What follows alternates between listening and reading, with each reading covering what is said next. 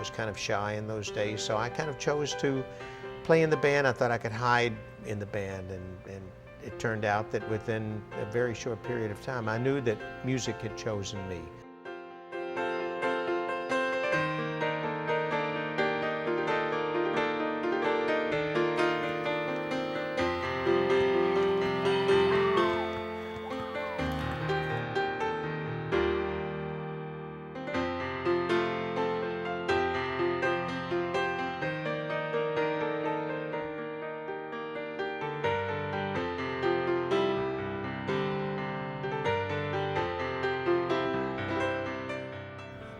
People bring all kinds of different experiences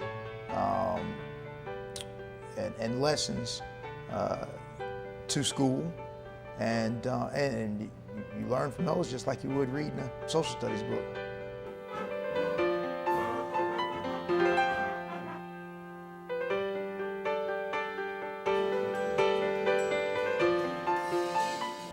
There was such a strong sense of commitment from all of the teachers. They all felt it very deeply.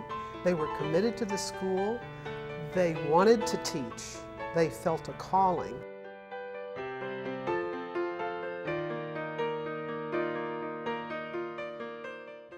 I had a lot of fun here. I was in the band here.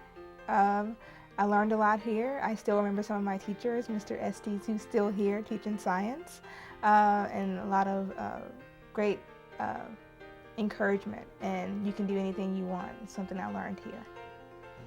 I think there were a lot of fairly high achievers in those days, people who had real interest in getting an education, and who set a hot pace, and we had a good, I think we got about as good an education as was available at that time in public schools.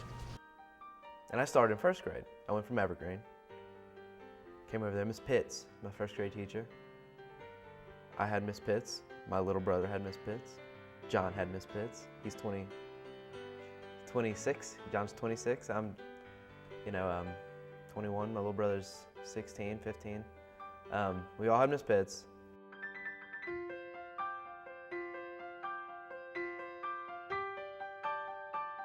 Well, in the first grade, they had achievement tests to find out what you knew and didn't know. And the children who were at the top of that scoring went to a second grade class. They were first graders put on one aisle of the second grade class.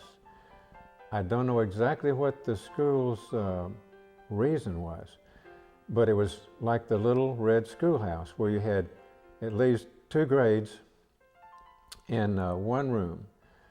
And I was still green enough to where when I looked at the Victrola sitting in front, I thought there were little people in it.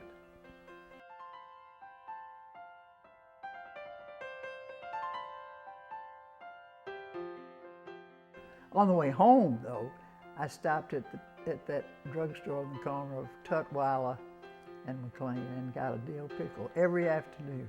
Ate the dill pickle on the way home. Of course, a lot of our mothers did not work then, and our mother was quite active in the Snowden PTA. In fact, she ended up being treasurer.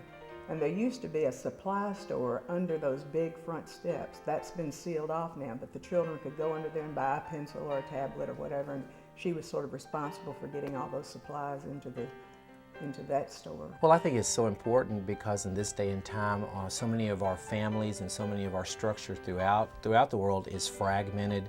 It's an instant society now, and I think that it's a cultural base. It's a base for students. It's a base for families, and it's a place that gives them those roots and foundation. And that's what we're all about, to provide the foundation. I think that's exactly what makes Snowden what it is that's why it's so special.